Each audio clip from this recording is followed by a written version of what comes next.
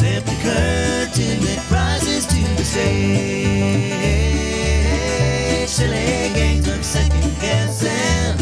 I just forget the lessons that I couldn't learn. Because one street over there's a life I could have known. Would have kept me from the one I had today. Good morning. You are tuned into 1100 WSGI. This is Lee Marie in for U-Turn Laverne on One Street Over, and I am so glad that you have joined us today because we have a very special guest. And I've got my Springfield shirt on, and you got your TFA shirt on. Awesome. That's right. Awesome. Very cool. All right, well, let's go to the Lord in prayer. Heavenly Father, thank you so much. You are such an awesome God. Take today where you want it to go. Take the show where you want it to go. We love you. We praise you. We need you. In the mighty and matchless name of Jesus, amen. All right, good morning. Shut this door. Yeah, that'd be a great idea. Thank you. Yeah, after we heard a door slam. All right. And Bill Jones's microphone was off actually when I complimented him on his shirt, but he said, well, tonight's the meeting. He's got his TFA shirt on. I have to do it early so I can remember what to do. Oh, that's a great idea.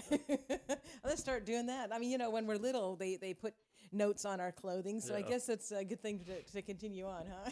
I remember I had my name on my underwear going to summer camp. No. Oh, my goodness. So anyways, before we get into our topic today, I do want to say that today is the second Monday of the month, which means we go and support our Second Amendment every second Monday. And this month, we are at a different location because they're renovating the American Legion in Greenbrier. So we are going to be over. The best thing I can say is go into Crossroads before they close at 6, because that'll be the easiest for us. Okay. Are we going downstairs? We're going to where the shoe department used to be in Randolph House. Yeah, okay. Yeah. So the potluck starts at 6, and then our program starts at 6:30. And like I said, if you can get in Crossroads before 6, that would really help us out because they are open until that point. But if you can't and you're coming later, that's okay. I'm going to put my phone number on the door so I can come unlock it for you. But yeah, we are going to be inside. If you go inside Crossroads and go down about 8 stairs, there's a big, beautiful wooden ballroom with wooden shelves, and that is where we're going to be. And our fearless leader, our executive director and co-founder of the Tennessee Firearms Association is our speaker, Mr. John Harris. And I know that they just wrapped up the session, and he recently did a great recap on the legislation that he's been following. So he's going to be updating on that, as well as telling us about the September 6th annual dinner with General Michael Flynn. So you're not going to want to miss tonight. Again, it's free admission, all ages, Tennessee Firearms Association. It is the Robertson County chapter, and everybody is welcome. 6 o'clock potluck, 6:30 program starts, and we hope to see you all there. And Bill's already got his TFA shirt on. Yeah, that ought to be really interesting with Michael Flynn. Mm-hmm. He's an interesting guy. That'd be a real treat to have in Robertson County. That's unusual to get somebody that well known. Well, and he's going to be at the Lebanon, at that location for the annual. Yeah. But yeah, super excited for that. Yeah, it's Lebanon, but I was thinking that for us to even be involved with somebody That's like true. that, it's just That's amazing. true. Yeah, because it's really not that far for us to drive, and there's always a great group that goes from the Robertson County chapter. So, even if you're like, well, hey, I'm new, I don't know anybody, don't worry about it. Right. We all see it, Nobody else knows anybody either. Yeah. And it's not like it's reserved seating. I mean, it is obviously if you buy a table, but most of us There's just a get lot of singles. new people, and everybody really needs to get together and find new friends. Mm-hmm. Yeah. And Our join. our county and city government is starting to have people that were not lifelong people that lived here. So that's starting, and another 10, 20 years, it's going to be most of the leadership will probably be people that are not from here. Wow.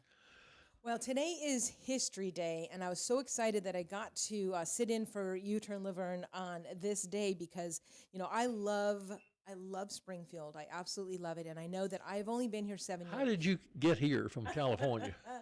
Well, I came to visit. I came to be a tourist. My brother was living in Chapmansboro. Oh, okay. Hi, Tom. And I just came for a visit, and we were going to go to Nashville and Memphis. We're going to do all the tourist stuff, and we opened the French doors on the back patio, and because we got in at midnight, so we didn't see anything. And so our first sight really of Robertson County was when we opened up those doors at like about 7 a.m. And I looked out and I said, I still remember, I said, are you kidding me? Are you kidding me? It was so absolutely beautiful. Pretty, And this was yeah. like the first week of November. So everything was Yeah. orange and yellow and pink. I was like, I feel like I died and went to heaven. One thing Robertson County is known for is the beauty of the country. I hate to see new houses going up and Exactly. filling everything up. It's just, in my sister's house, you can get up in the morning, look out and see the fields, the trees, the cattle. You know, that's going to go away. Right. And Eventually. That's exactly what I saw. I did not see another structure. I saw one cow in the distance and just trees, beautiful trees. And I said, well, actually, Stephen and I, we said, you know what? Let's not even go to any of our Anywhere tourist else. places. We had 6 days. We drove around Robertson County. We found a house. He bought it. He had his little cell phone at Shoney's that he's, clicking all of the. Oh, Shoney's was here then. Shoney's was here. And so Oh. he was clicking all of the, sale papers. So we bought that house and absolutely love it. And so, yeah, it saddens me when I see. Well, used to, people think you had to live here 30 years to become a native, but that's not that way anymore. We're all making new communities and friends and all, so I don't think of that anymore. It's just, everybody around me from Oregon, Washington, California, just, and then all my children moved away. Oh, My daughter lives in California. oh interesting. It's changing. Right. Well, and the thing is, too, is like, I appreciate the country part of it so much. That's why we came here. Yeah. So it was kind of like we've been to the future. You don't want that, like, hear people talking on Facebook about how is it my imagination or there are a lot more accidents and there's a lot more flooding now that they put these houses behind me and all this stuff. And it's like, you don't know what that's a result of? Right. Got to deal with it. Yep, Can't stop it. Just got to deal with it. Manage it properly. Right. That's been my main thing lately is talking to people about that. It's just you can't stop it. You just have to manage it. And some other places are not managing well. We need to take lessons from them and don't do it that way. It's just amazing how some places are messed up, and some of them are doing well. And you just got to look at them and see how they did it. Right. And I mean, personally, I think that there's so many places on Main Street, a lot of vacated lots and different, rundown stuff. And it just seems like that would be such a perfect place to put more homes or anything instead of just taking farmland and just wiping it, But anyways, we are here to talk about the downtown, and I'm so excited. I guess you saw the pictures I put on last night and this morning Yes, on Facebook and I was of like, the old time wow. Springfield. I'm like, Bill's either up late or up early, but Did you see the one I put on the old courthouse before they put the bell tower on there? yes. That with the dynamite sign on it? yeah, that was a movie. Okay. That's what a lot of people ask what that dynamite sign was. But and parallel parking. And I can remember doing that in town. People parallel parked straight into the sidewalk rather than just. When I say, did I say parallel? Parallel would is be when you go straight by the parallel with street. the sidewalk. This is Nose in. well, yeah. Well, I don't know what you'd call that. I call it nose in. Where and I can remember them doing that. And I remember the argument all the years of parking problems in town. And you want to talk about the Randolph House building this morning. Randolph, I don't know. I watch a lot of British movies. There's an app called BritBox, and they have all kinds of British movies on there, but there's just only a few I watch. But one of them is called Are You Being Served?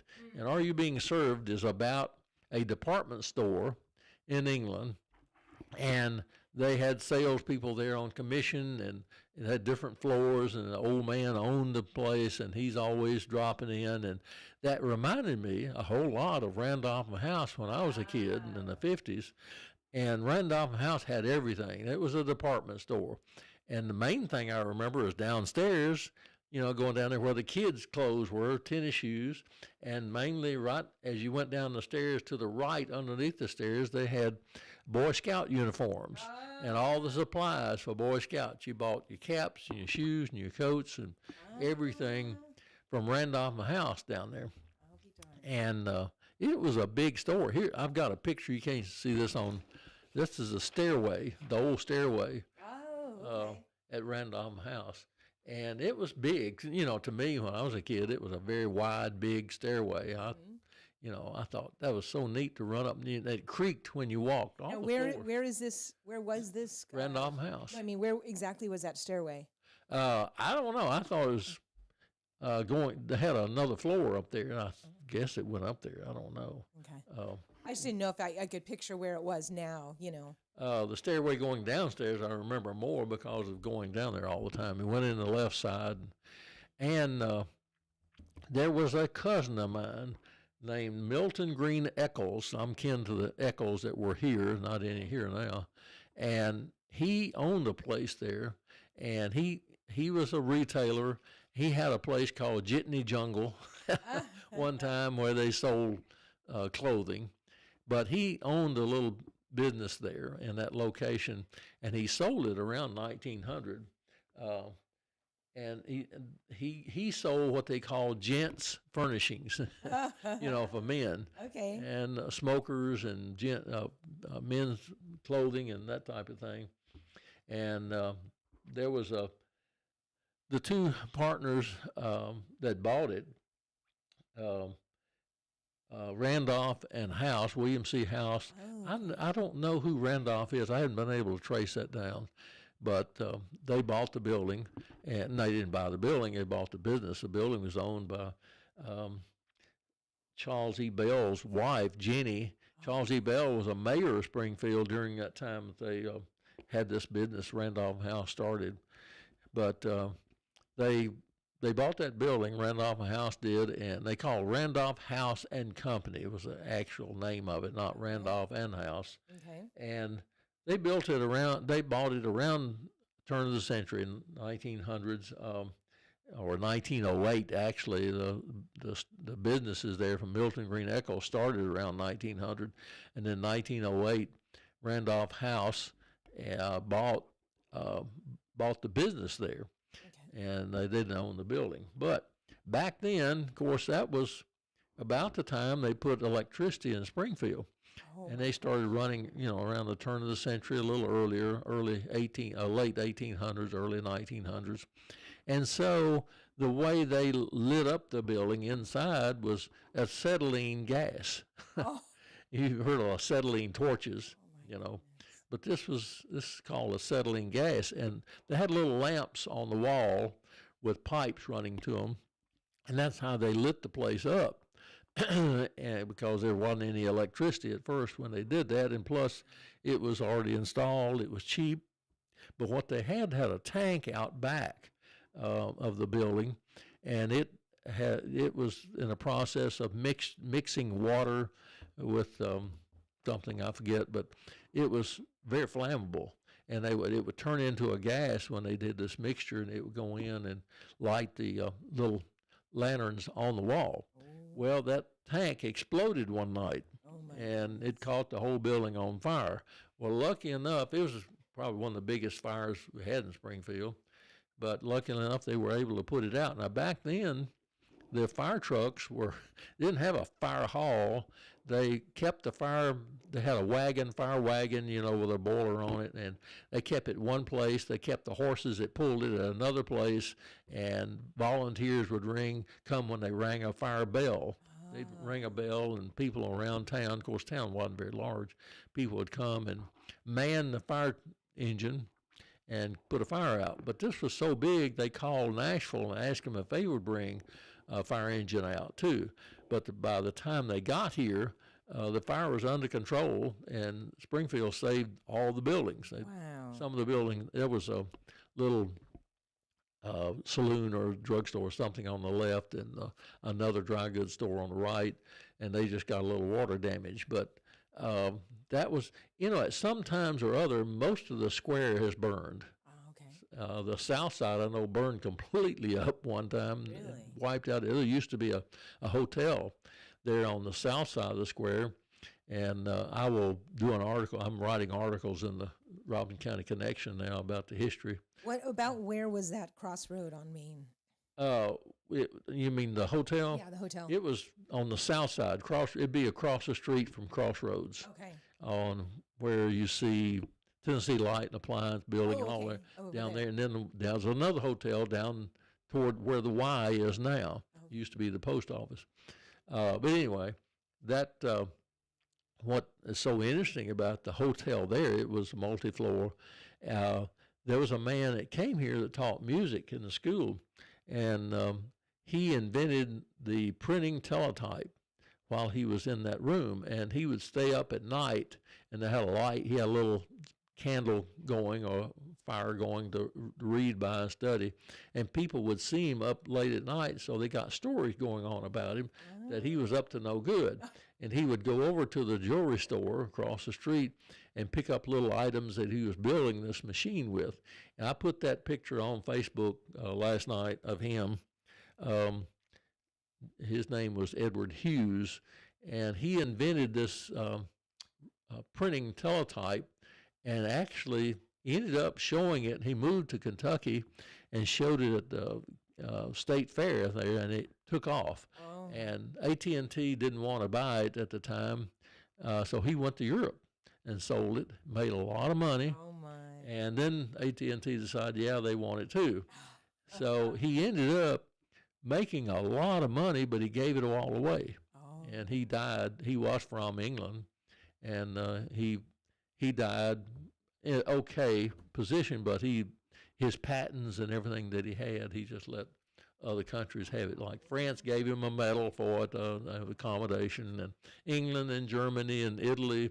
He did a lot of stuff. He was sort of the father of cell phones. Actually, he did a lot of electronic stuff, and very interesting guy. There's a book in the library about him. I wrote some articles about him several years ago, and there was a man who is his grandson that was doing research on him, and he found my article on the internet. So he came here and interviewed me, and I told him a story about when James Edward Hughes came here. He took up a romance with a lady, and the lady's family was very wealthy. They were from Virginia, and Mr. Hughes wasn't. He was a music teacher, and he came to this country with his family, and they were singers, and they performed and made a little money doing that. And then he became a teacher, teaching music. But he took up this romance with this lady, and her parents didn't like it because he didn't have any money. So they stopped the romance because they said he will never be of any means. He's just a teacher, just a music teacher. So he wouldn't make any money and have any means. And later, she married another man who went broke, and he went wealthy, very wealthy. So it was sort of a funny story, and I wrote that story up, and then this grandson read it on the internet. He came to visit and interviewed me, and so therefore he put me in his book, and we put it in the library. I've got one at home, but very What's that interesting. bill called? I don't know what it's called. It's Edward Hughes. Okay.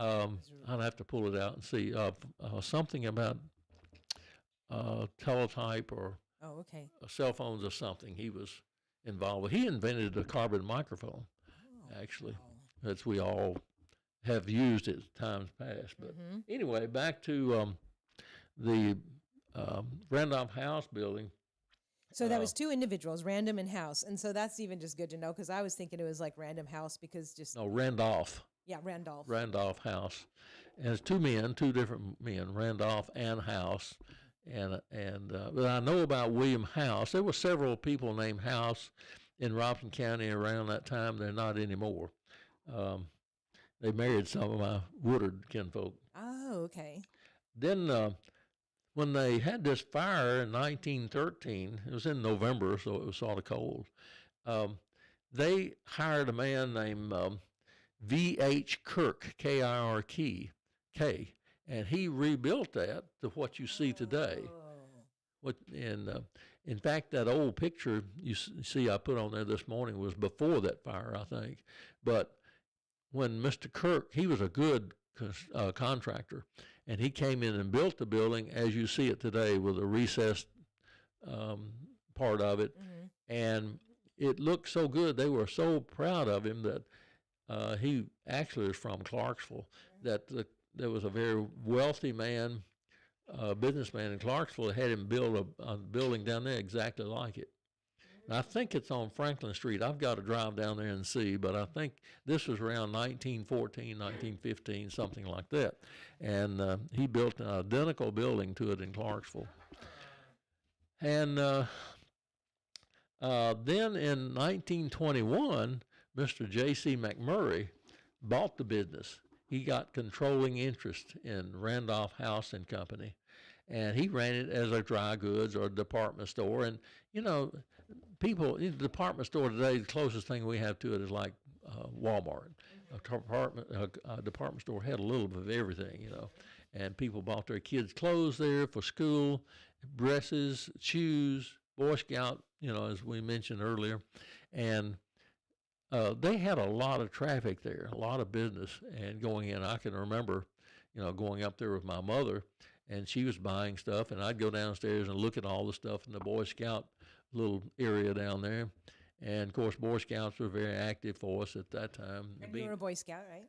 Yeah. And Beanie Elam was our scout leader. He was very well known in the scouting world. And so I remember a lot about going in that building. Now I go in there, I don't recognize it because everything is changed. But they had a big safe in the back, and in the big safe, they had a little safe. And when they would take their money from the day and put it in a little safe, then lock it up in the big safe. Then someone one night broke in the window in the back and took a drill and was drilling that safe trying to get in it. They didn't make it. They didn't get to the money, but they tried. All the stores uptown had these big safes. Say big, some of them were smaller, but they were all heavy and not likely. I remember the Western Auto Store had a large one, and then they had a little one inside it too. Mr. Stellmeyer ran the Western Auto Store. It was down the street from Randolph House, south, 4 or 5 stores down, and Mr. Meyer sold, you know, guns, toys, lawnmowers, you know, Western Auto, whatever they sold. And I was in there one time, and a friend of mine worked there and on Saturdays, and I went down to see him, and he was a Callaway. But a man brought back a rifle that he bought, and he said it doesn't shoot straight. So Mr. Meyer goes to the back of the store, puts up a target, comes back to the front of the store, and he shoots clear through the store. People are in the store. And he said, it shoots fine. It hit the target. So, you know, you couldn't do that today. A lot of things you did back then you couldn't do today. But what year about was that? Oh, it was in the 50s. The 50s. Yeah. So he always sold bicycles. That was the main thing. All of us wanted bicycles, you know, and we all weren't able to get them, but he had bicycles in the window, toys. We would go there in right before Christmas, and we would look at all the toys because he had more out then than any other time. There was another place down the street where the Moore building is now that was called Car and Home Supply. And they had metal toys, tractors and farm equipment in the window on the little windowsill, a little ledge, and they'd line them up across there, and we'd go down there and look at them. We weren't allowed to touch, you know, but those two places, the main place, you had toys, and no one anywhere else had them. We didn't have a Walmart type thing. So for a department store, you know, there was Randolph House, and then Fred Murphy came in and opened another store called the Family Store, and they sold a lot of shirts and pants and clothing and stuff like that. They were real big in that, and we just had different stores. They sold fertilizer right next door to Randolph House, and feed and farm supplies and things. And there was a picture I put on this morning on Facebook because it looked like maybe several hundred men standing on the square on the east side of the courthouse, right at 5th and Main, and it was a band booster group. And what they used to do to boost Springfield, the band would travel to other areas, other cities and all, to boost the popularity of Springfield, to get people to come here and for industry and things like that. And so that's what they did, the band boosters did. We had where Cheatham Park School is now, it used to be a cemetery. And that was the old cemetery of Springfield. And right in the middle of the cemetery was this gazebo. And what they would do, I couldn't believe people did this, but I was a kid and I lived down on Connell Street, and I'd ride my bicycle up there on Sundays, and they would have a band at the gazebo, and this town band would be there and play, or churches had bands or groups, and they would, on Sunday afternoon, people would sit around in the tombstones and listen to the band. Oh my goodness. And then later they they didn't take them all, there's some still there, graves, and moved them to out on Central and Cheatham Street.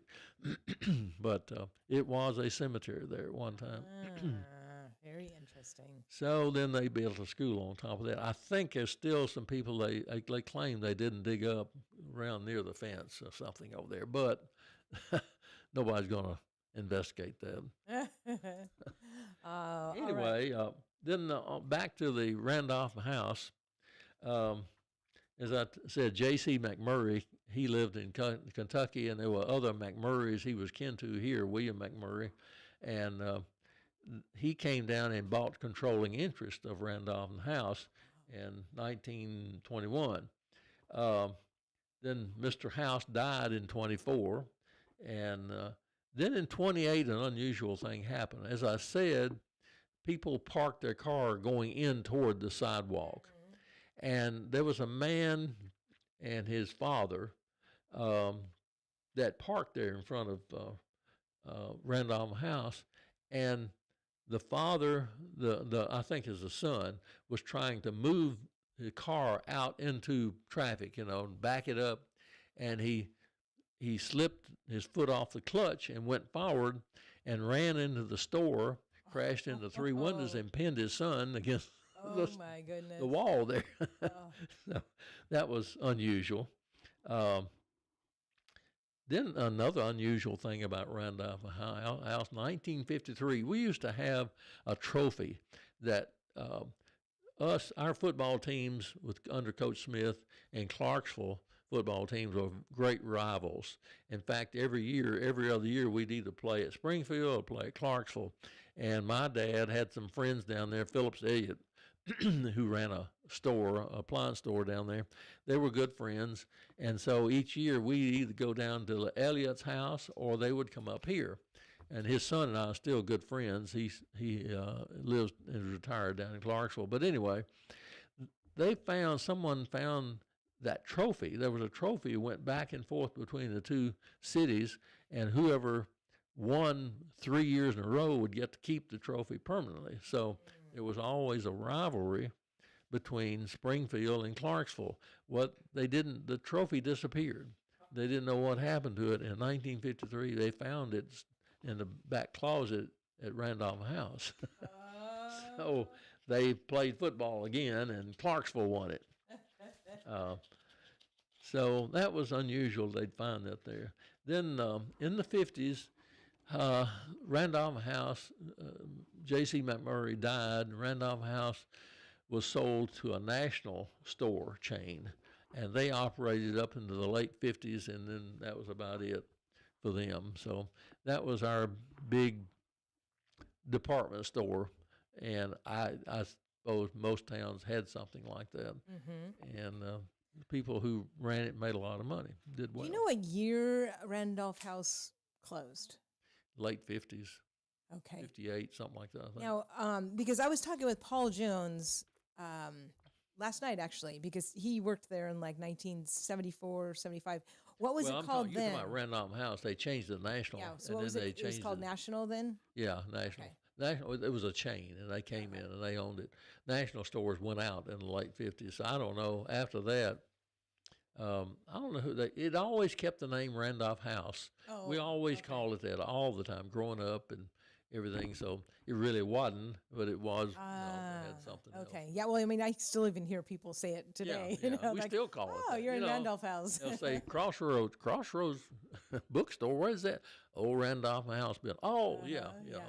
Yeah, Paul was telling me about some of the names of people he worked with, and I thought, well, let me run some of these names by you. I think there was a Ruby Hankins and a Ruby Qualls, Yeah, Miss Ruby Qualls. Remember her? wife of Burl Qualls. Margaret Bryant.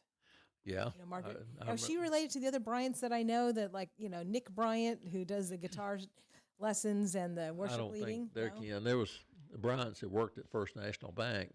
Buck Bryant was his name, one of them, and John Edward Bryant.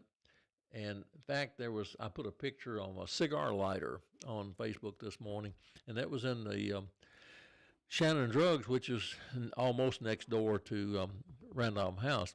And it's a rectangular shaped wooden box with a metal thing in the middle. And you come in, push the handle down, and a little spark causes a flame, and you light your cigars on it. So there's a lawyer across the street who would come in every day, and he would light a cigar off that cigar lighter. Well, Mr. Bryant, John Edward Bryant, lived down North Main. He ended up with it because it was his wife's family's drugstore. He ended up with it, and he died, and somebody in the family took it, I understood, and tried to refinish it and really cut the value of it down. But I think one of the family has it somewhere, not here in Springfield anymore. But that was sort of unique for me as a boy to see, going in and see them. I wanted to do it, and they wouldn't let me do it. I didn't have a cigar. And they had these little, we call them ice cream chairs and tables. And one man told me on Facebook this morning, he has one of them he bought when they went out of business, but it's little wire back chairs with round wooden bottoms, and the table was marble, little round marble tables. And the picture I put on there is some women sitting there, and they would do this. They'd come in the drugstore, get a cherry Coke or something, and sit down with a little cone-shaped cup. You've ever seen those things? They're pointed at the bottom and about that big around, and they'd have them, they'd fit down into a metal container of the same shape. And they would drink their coffee or their tea or a Coke or something at the little ice cream table, or they served ice cream there too. Let me get a drink here. All right, and if you are just tuning in, remember, guys, we are also on Facebook as well as YouTube, as well as the app, as well as the the website, which is WSGI1100.com. So please share this show, guys. We would love for you to do that. Send to people on Messenger, because this is just such great information that, Bill Jones is our county historian here. And, U-Turn Laverne has him on a regular basis. And so when I heard that I got to sit in, I said, well, let's talk about Main Street and Randolph House and the things around there, because I actually am renting now inside Randolph House. So it's well in the square. So right next to Crossroads is a small space that has storefront. So we're doing some things there, but then we're also doing some stuff back down in where they used to sell shoes in Randolph House, where the Golden Goose, I guess you pulled a thing in the Yeah, it had a neck, and you'd pull his neck, and an egg would fall out. I want to find one of those to put back there. I think that would be I've great. seen them on Facebook. I've seen them on Marketplace? eBay. Oh, okay. All right. I'm going to look for that, because I know when I was showing Buzzy the room that we were going to, be doing our line dancing and all that stuff in, he said, I remember pulling that gooseneck. Right. I do too. That's what sold them. People wanted to pull the neck. Oh, how And then funny. in those little eggs were maybe a pair of hose or something, and I put something on Facebook about that. And that made it so unique. What another thing they had a rectangular shaped wooden box. It was about this high, and you step up on a step in front of it and put your feet in the bottom, and there's an x-ray machine or a fluoroscope, and it would show what size foot you had. That was okay for a while until I realized it was x-rays. Oh, no. Shouldn't be doing that. Oh, But there my was one in goodness. town, and that was very interesting. And I saw one, just a box for sale for $50. It sold for $50 on eBay the other day, and I thought, I wish I'd bought that. And then a guy's got one that actually works. It's $1,000. It's on eBay right now. But they had those machines, and of course we loved to go in there as kids. Kids did it mainly to fit their shoes, their feet to their shoes. They stand up on there and stick their feet underneath there, and you had a little viewer thing you looked at, and you could see it had one for you and one for somebody else, and you could both look at it, and you could see the bones in your feet, and your bunions and whatever else, and put a shoe on, you could see how the shoe didn't fit or did fit. Oh, okay. Oh, that's So those didn't last long, but they probably had one downstairs at Randolph House, but I don't know they did, but I know down the street they did. Oh my goodness. In fact, there was Henry Wells had a shoe store down there, and it burned. And my dad had bought Henry and Bell furniture back in the 1957, and that was up on the corner, almost on the corner of 7th Avenue and 5th. And we went down there and bought all the shoes that was in that fire. And they smell like smoke, of course. I think he paid 50 cents a pair. Oh my And then we took them and put them in a pile in the basement of the Henry and Bell building. And we told people, they told people they'd come buy them for $1.50 or something, a pair. Mm-hmm. And the funny thing, after it was all said and done, there were a whole bunch of shoes that didn't match. I don't know how they did it. Somebody would pick out they'd run through that pile and pick out their pair that fit them, and they ended up, not matching. So, oh goodness. that's where Mr. Henry Wells had this machine that you stick your foot under. So, another interesting thing, the Henry and Bell building downstairs on 7th Avenue, where they had a door across the street where Jim Ball lives now. It was a warehouse of Henry and Bell's, and they would store their stuff there, but they also kept horses there at one time for the fire engine. But they also had gasoline down there. There's a tank underneath the floor. I don't think it's ever been removed long time ago, but it held fuel. But then that building and so many buildings up there along Main Street have not changed. They painted. I noticed they were painting some the other day up at the top. They mostly, if you look at that picture I put on there this morning of East Main, east side of the square, you see what some of the buildings look like. They were real ornate, and a lot of the towns, just like Dixon's got a lot of buildings like we do, a lot of towns had these ornate buildings all along their main thoroughfare. And filling stations. We had a lot of filling stations. And cars came along early 1900s, and before that you had to order your gasoline from the drugstore. Really? You'd order a gallon gasoline, and maybe for a motorcycle or some kind of vehicle you had. So some industrious people realized, hey, let's put a filling station in. We can make some money on these cars.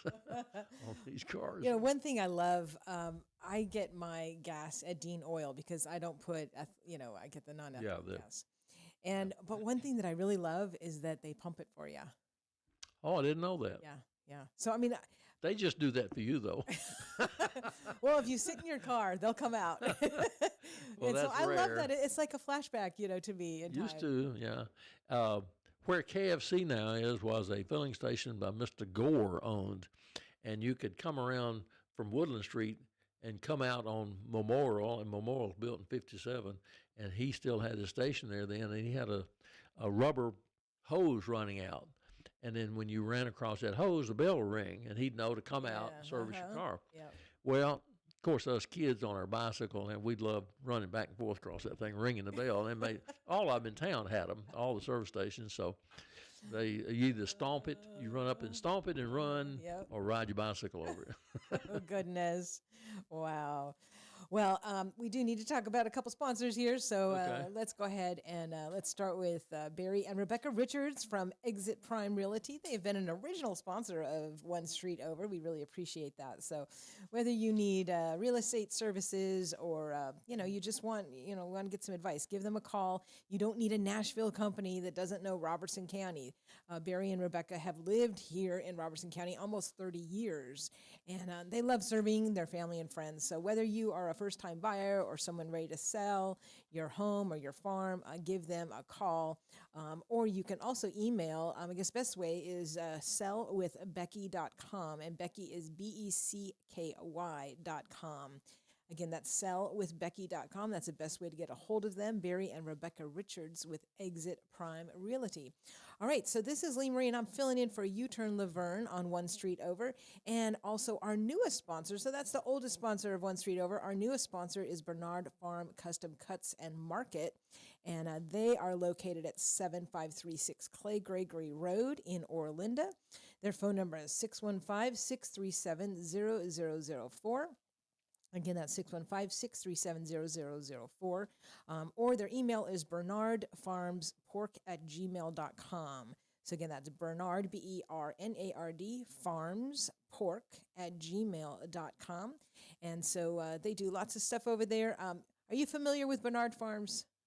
I know the people, but I haven't been out to the farm. Oh, okay. All right. So they are our newest sponsor here at One Street Over. We really appreciate them. So make sure when you go over there, you tell them that U-Turn Laverne sent you. All right. So we have about 15 minutes left. I can't believe this time went so fast. Yeah.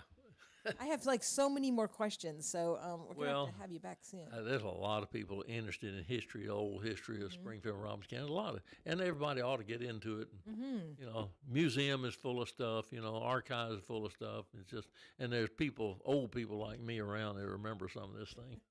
Remember what the older people were saying. There's one really interesting thing about the town.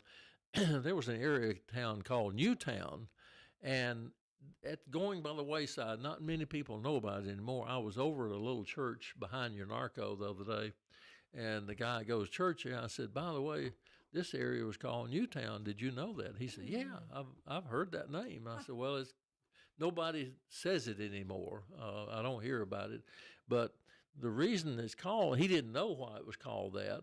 And I said, the reason it was, there was a man that came out of the Civil War. He was a colonel named H.V. Harrison, and he came to Springfield and moved into the area up where Unarco is, all up in that way south of there and over toward the Moore farm, and he wanted to start a new town. And so many places in Tennessee and other places, if they had a new area, Nashville and Clarksville both had places called Newtown, and they wanted to start a new community. Well, H.V. Harrison had an idea that he would want to do this too. So he laid out lots for houses, and he built houses. And those lots are still laid out. If you go up there and look around Kirby Street, Rose Street, I think, and some of those others, those houses are in little lots. And that's something he laid out in 1871. And so he had this great idea, and the mayor of Springfield, well, not the mayor, of the newspaper editor was all behind him, and so they wanted to come up with a name. And what the people did on Sundays, when it's hot like it is now, they would ride their horse and buggies up to that area and have lunch because it was a little cooler, they thought. You could, if you go up there now, you can, looks like you're level with the top of the courthouse. But they would go up there, and so he decided he would call the place Fairview because it had a fair view. And so they had this promotion. They were going to call it Fairview, and it never worked out. They had a public introduction of it. Yes, this is Fairview, but then it just fizzled out and never worked. Interesting. Wow. But Now, Bill, do you why have it's any called books out? just I've written books about the Bible. That's all. Okay, because you do need to do a book about Robertson County and your No, but experiences. I don't think I've talked about doing it and call it Mid-Century Springfield. I keep learning more stuff, and I thought if I put it out now, then I'll miss that. I just learned, and Well, we could maybe there's do some- like a series of videos, you know, Yeah, well, the museum did that a few years Okay. ago. Made a video. of you, all of you. I was in the video, and some other Just other people are people, now dead that were in the video. But we were on a stage at Springfield Middle School, and they videoed that. Plus, they did some videos down at the museum where we would just sit. And I remember sitting talking about the Ku Klux Klan back in the 60s, I think it was, and Mayor Travis Price. But anyway, there's some videos somewhere. I don't know who's got it now, but it's such a big deal because, I feel inadequate sometimes because I run into people and know so much more than I do. Like Yolanda Reed, for instance, and she's the county historian. And she is just up to here, full of information that's just awe-inspiring. You know what all she knows, and she has done a book, and there's 2 books. I got one at home, big one, uh, about Springfield and Robeson County, and there was a guy that came through here in the late 1800s, and he would do history of different counties, and he would stop and talk to people. And I found out later, of course, the people were paying him to put their name in the book, and they got to tell Yep. about their, like Woodard's, for instance. He'd tell Yeah. all about the Woodard family and where he lived. They'd have pictures of the house and all that. And he went around from county to county. I guess made a lot of money doing that. People did photographs that way too. In the late 1800s, they had improved the art of photography so well that men would travel around in a wagon from city to city and county and out in the country and take pictures of people sitting in front of their house, and they would pay him, of course. And then they would go to Randolph and House, set up a little rent a little booth area where he had his own furniture in his wagon, and like a bench or a plant or something, you know, or babies that had small little areas that sit a baby in, a little chair, and he would take their pictures and sell it to them. So that's where you see what they call cabinet pictures. They're small little pictures, and you set them on a cabinet. And there's so many of those floating around that people don't know who they are anymore.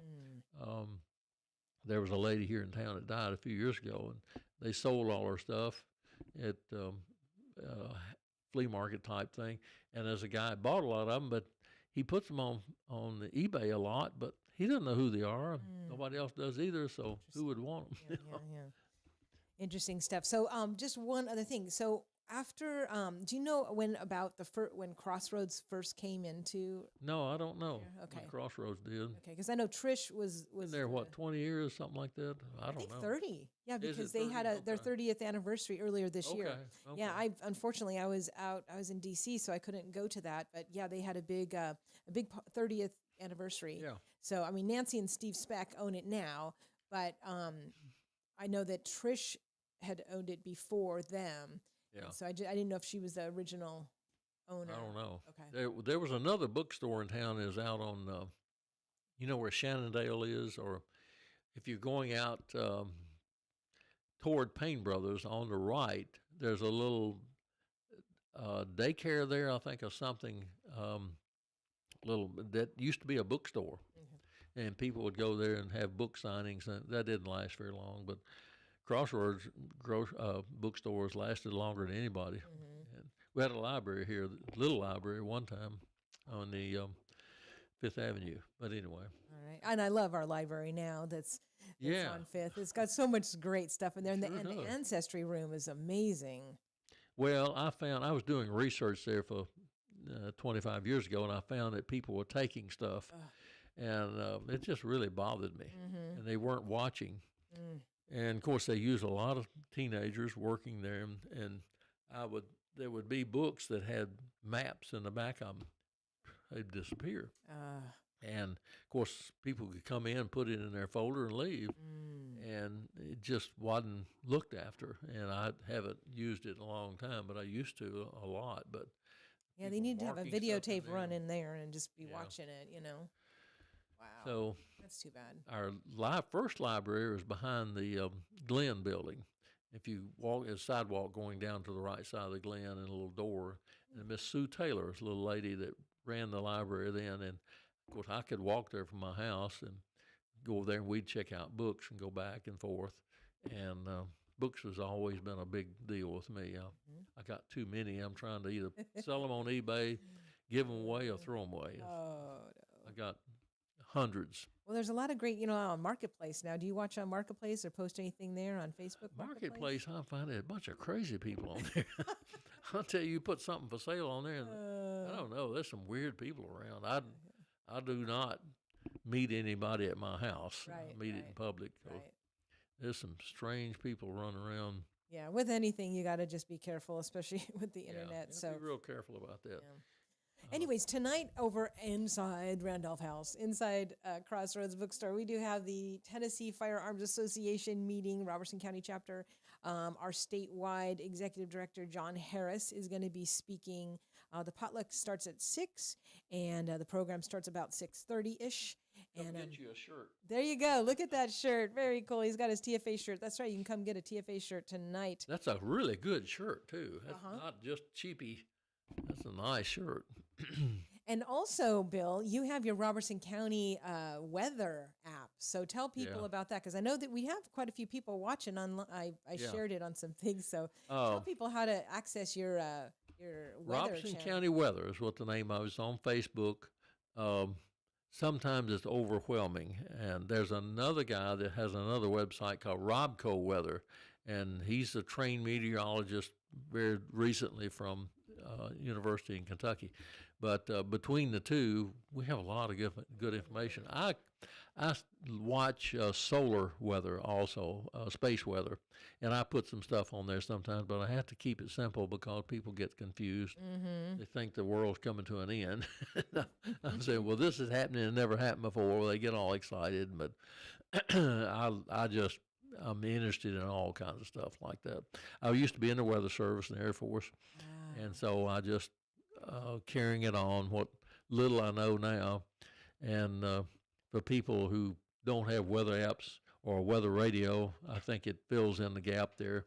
And people that don't have storm shelters, because, I appreciated that the last tornado, because you were updating like by the minute, and you're like, okay, it's safe now, and I appreciate Well, that. I got sort of criticized on that. And what it was, I have people that go out and take pictures of the tornado or funnel clouds, and then somebody will claim, well, there was not one, because they didn't see it in Nashville on the radar. But the Nashville radar is shooting up over, we're up on a ridge, and it shoots up over it. So if something's going down low to the ground, they're not going to catch it. And I watch Clarksville, Fort Campbell radar, and Nashville radar. But anyway, there's weather spotters that's trained, and ham radio operators there are especially. And they used to have the weather spotter classes, and they stopped doing that. The Weather Service did. So anyway, there are people that love going out and chasing those things, and I would not do that. Right. I wouldn't tell anybody to do that either. I also tell people, when does your radio club meet? We meet first Thursday of every month. Where do you meet? We meet at that little church I was talking about, the First Free Will Baptist Church, which is up on 16th Avenue behind your Narco. Okay, what time is that meeting? 7 o'clock. 7 p.m.? Yeah. Okay. And because of 4th of July, we moved it to the next week this last time, so it was last week. I gave the program, as a matter of fact, last time about Morse code. And when I got my license, which is almost 60 years ago, you had to have Morse code. You had to learn Morse code. And to have the the extra class license, that's the top one, which I have, you have to do 20 words a minute Morse code. Used to. Now you don't. It's just you get a book. It's got the questions and answers in it. You memorize it. You get your license, and you don't know what in the world you're doing. Now, does the radio group have a Facebook page? Yeah. Okay, because I don't think I've seen that. It's called, I have to look. I set up a club call sign called N4RCA. If you put that in there, you'll go to now it's a private site. You have to, and you can watch it, but in order to take part in it, you have to have a amateur radio license and live around here. Okay. And Are there's you going to be at that field day again? we just did it. When was that? And it didn't work too well because there's thunder and lightning. We Oh, were dodging goodness. lightning Okay, and maybe that's everything. why. We just packed up quick. Oh, okay. But usually, it works out real well. But So when is the next one? we'll do it on the third Saturday of every June. Okay, third Saturday of June. Yeah. I'm going to put that down. All right, because that was neat. That's how I had first saw the equipment for Yeah. that. Third Saturday of June. And then that really cool thing that you invited us to over at the college at Tribeca. When does Yeah, that happen? yeah. When does that That happens every year. When was it? How long ago was 'Cause it was a few months ago. Back April, like Was that when it was? Oh, March or April or somewhere like that. That was so cool, and Before- I love that you said get it there early. gets bigger every year. Oh my god! And they gave away weather radios. We all got one. That was awesome. I turned around and gave mine to somebody else, and and they have all the TV personalities there, all the weather people and TV stations, plus there are other weather organizations. One down in Lewisburg is called Tennessee Valley Weather, and you get on their site on Facebook, it's just like a TV station. They've got everything like a TV weather person would have. And there's lots of those around. There's one up in Kentucky.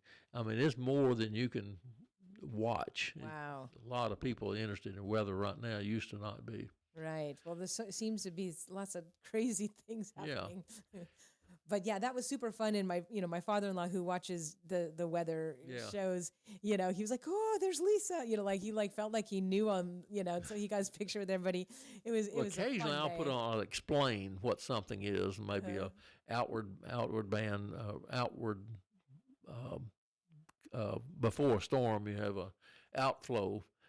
Explains that, and I do that occasionally. Just put an explanation on there but there's some people are so afraid, they're scared to death of these storms, and I'm been working with Buzzy trying to figure out how we can have some shelters for people that are living in trailers or manufactured homes that are very susceptible to damage if you have a high winds and tornadoes, and that's more difficult than you think to come up with.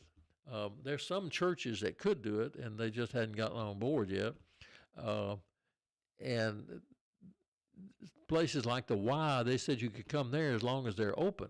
And the Y has a great facility, a basement and all that, but that would be a great place to go. But it just needs to be a little more organized, and we really need to be trained more about disasters. We haven't had a big deal here. It's been all around us, but Right. it'll happen sometime. Right.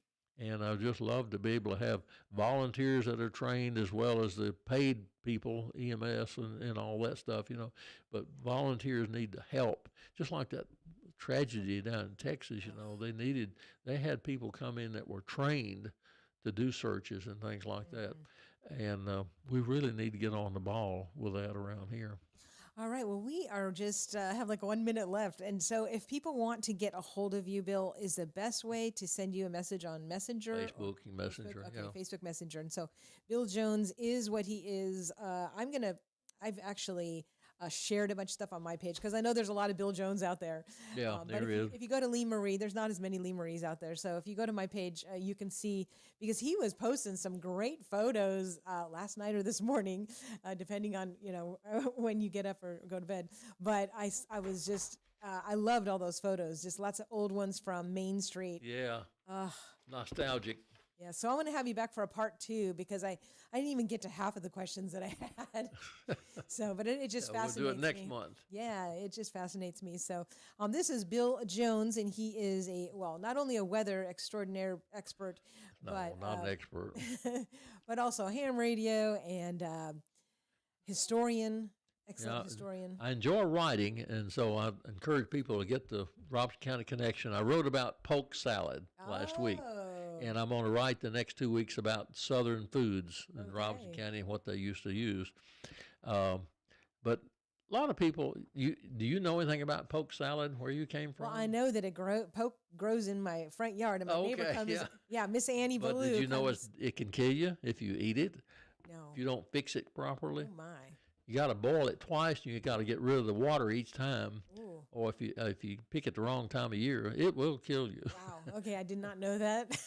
Thank you. Don't for go out and saving pull my it out life. of your yard and cook it. Also, I'll see you tonight, right, at TFA? Yeah. All right. You I'll be guys there. can also see Bill tonight at TFA, and he's also a Bible expert as well. Yeah.